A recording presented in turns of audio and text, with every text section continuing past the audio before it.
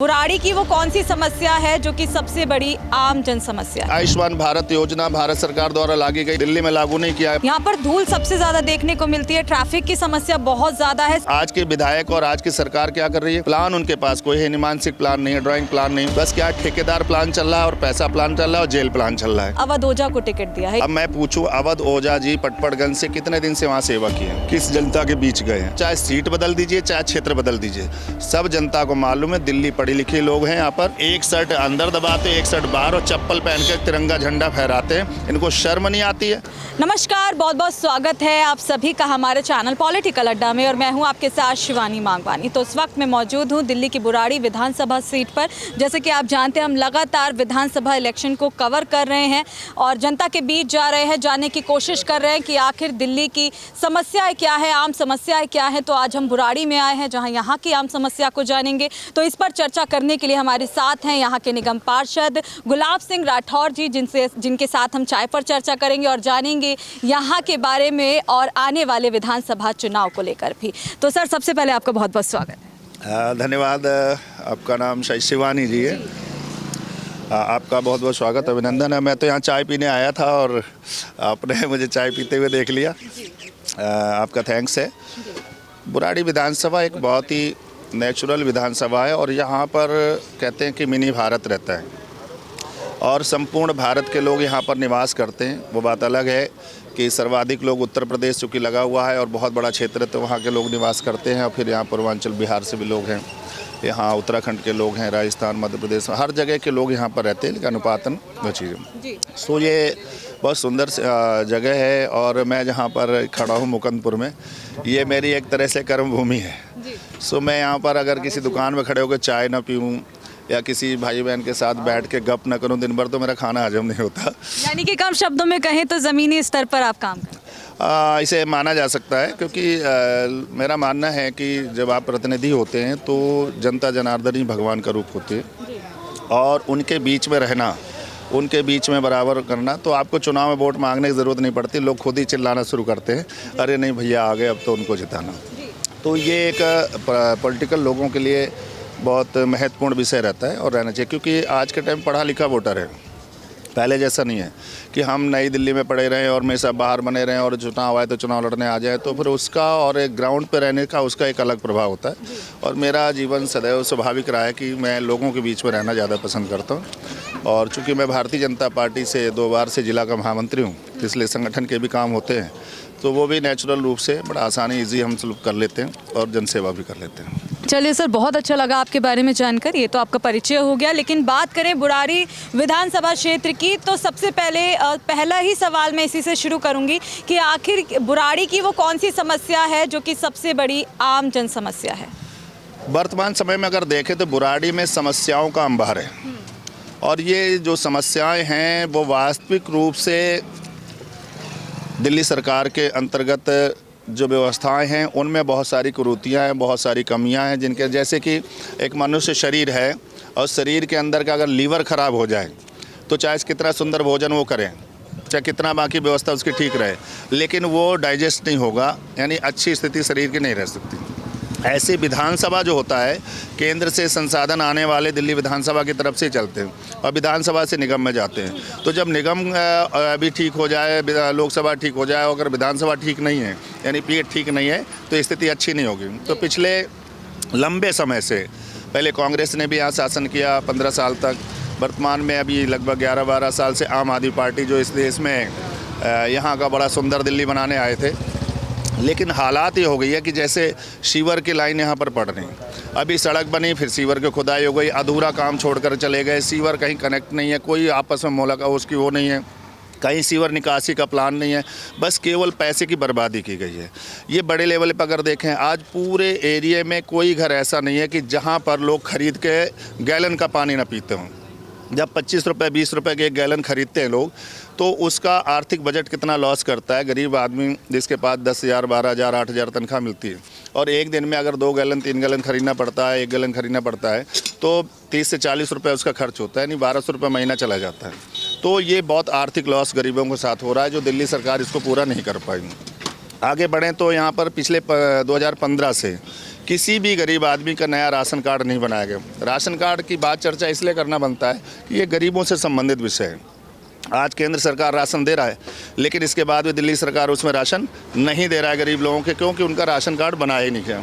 अब आप 10-12 साल में जो बच्चा जन्म लिया होगा आज कितना बड़ा हो गया होगा, जो बहू बेटियाँ हैं उनका राशन कार्ड में नाम नहीं चढ़ा है, तो कितना बड़ी अराजकता है। ऐसे आयुष्मान भारत योजना भारत सरकार द्वारा लाई गई, अन्य प्रदेशों में हो गई, दिल्ली में लागू नहीं किया है। 5 लाख रुपए का इंश्योरेंस मिलता है मेडिकल उसको, लेकिन दिल्ली की जनता को नहीं मिल पा रहा है। तो ऐसी बहुत सारी चीज़ें हैं जो दिल्ली सरकार ने जनता के साथ छलावा किया, धोखा किया है।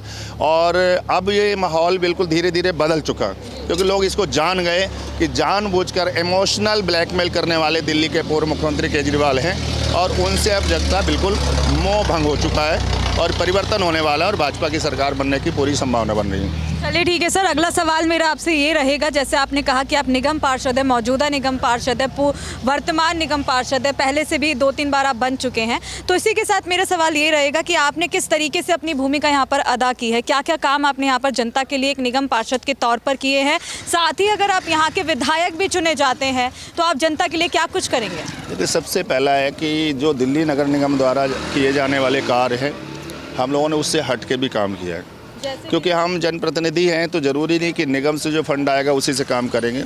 तो हम अन्य योजनाओं को भी लाने का, जैसे लेफ्टिनेंट गवर्नर के माध्यम से भी हम लोग यहाँ के विकास के लिए फ़ंड लेते हैं, हम सांसद महोदय के माध्यम से मिले, अनऑथराइज कॉलोनियों का जो फंड होता है उसके लिए भी प्रयास पूरा करते हैं। यहाँ पर मैं जब काउंसलर बना था तो इस पूरे एरिया मुकंदपुर में कहीं कोई सड़क के नाम से जानता भी नहीं था सड़क बन सकती, खंभों में एक भी स्ट्रीट लाइट नहीं होती थी, लेकिन हमने धीरे धीरे 100% प्रयास करके और सब जगह स्ट्रीट लाइट लगाने का काम किया, सड़कों का निर्माण बढ़ा, अब धीरे धीरे और बढ़ रहा है। लेकिन ये 10 साल में सड़कें बनी टूटी से बड़ा ख़राब हुआ, क्योंकि जो बजट था वो मोस्टली ग्रामीण विकास बोर्ड का हो, चाहे अनऑथराइज कॉलोनी का हो, चाहे अर्बन विलेज, ये तमाम बजट दिल्ली सरकार ने विधायकों के थ्रू कर दिया और उन्होंने इसको लूट लिया।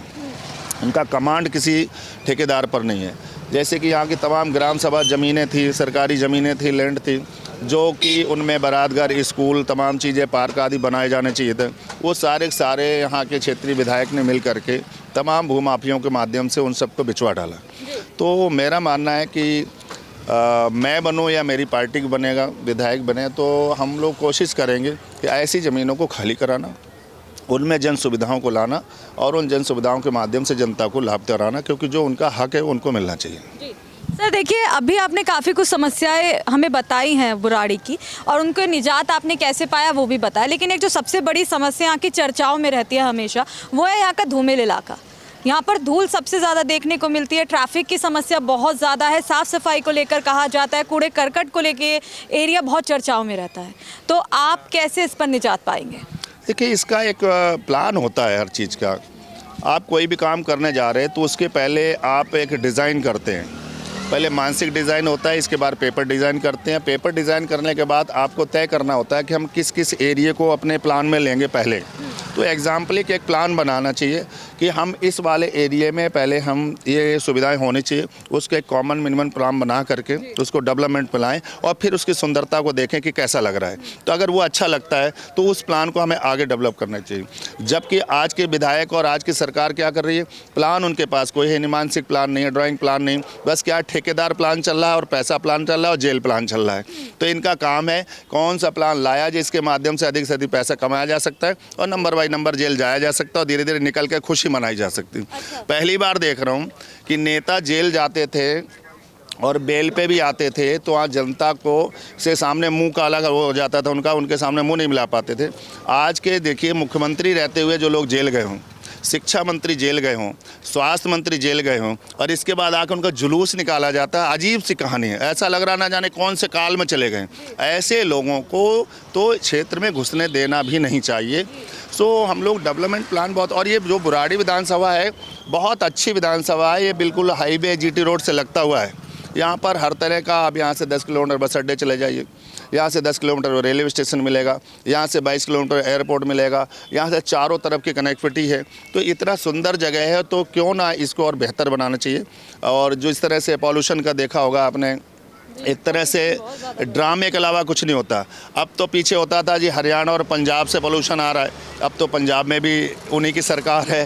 तो कहना है कि जब हम करना कुछ नहीं चाहते हैं तो सिर्फ कथन में विश्वास करते हैं, और जो करना चाहते हो कहते नहीं हो, करके दिखाते हैं। और समय आएगा, आपके चैनल के माध्यम से कह रहा हूँ, इस क्षेत्र का विकास भी होगा और एक नया डेवलपमेंट होगा। उत्तर प्रदेश में बाबा ने किस तरह से किया, देश के अंदर प्रधानमंत्री मोदी जी ने किस तरह से डेवलपमेंट की, तो हम लोग उनके प्लान को समझते हैं और अपने प्लान को लेकर के अपने क्षेत्र को डेवलप करने का प्रयास करेंगे और बेहतर प्रयास करेंगे। केजरीवाल ने वो रणनीति अपना ली है जो कि बीजेपी लगातार अपनाती आई है, डोर टू डोर कैंपेन कर रही है। लेकिन अभी तो वो केजरीवाल ने रणनीति जो है अपना ली है, लेकिन बीजेपी क्या अंदर खाने रणनीति बना रही है जो कि अभी तक सामने नहीं आ रही है? क्या कुछ खास होगा इस बार? सबसे पहले तो आपके ही प्रश्न में पर है कि अपने आप में कौतूहल हो रहा है कि केजरीवाल जी ने बीजेपी के प्लान को है ना खुद अडॉप्ट करने का प्रयास किया। तो मैं उनसे, आपके चैनल से जानना चाहता हूं कि जो पहले वाला प्लान था वो क्या आपका झूठा था? लोगों को बेईमानी से आपने झूठ बोला था, मैं तुम्हारे लिए ये करूंगा वो करूंगा, बहुत सारी चीज़ें गिनाई जा सकती हैं। तो पहले आपने झूठ बोला था या आप आगे झूठ बोलने वाले हो? तो दो में से कि वो स्पष्ट करें कि कौन सा प्लान तुम्हारा झूठा है। पहले वाला तो जनता ने भरोसा कर दिया, अब भरोसा जब टूट गया तो आप दूसरे प्लान को उसमें ला रहे हो। तो कब तक लोगों को गुमराह करेंगे, कब तक आप गलत उसमें जाएंगे? आप देखिए इन्होंने क्या बोला था, हम कोई कोठी बंगला मकान नहीं लेंगे, शीश महल पर बना डाला, करोड़ों रुपए लगा डाले, कितना बर्बाद कर दिया। गाड़ी नहीं लेंगे, BBI पे गाड़ी चलती 20-20 आगे पीछे, सिक्योरिटी नहीं लेंगे।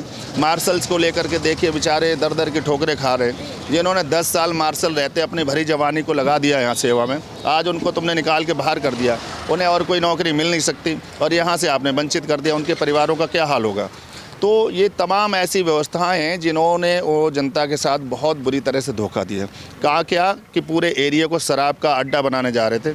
उन्होंने हर जगह जी पिंक ठेका खोल दो, हर मोहल्ले में शराब का ठेका खोल दो। क्या कोई बहन बेटी स्वीकार करे कि मेरा पति आकर के, मेरा भाई आके, मेरा बाप आके घर में पी के आके ड्रामा करे आकर के?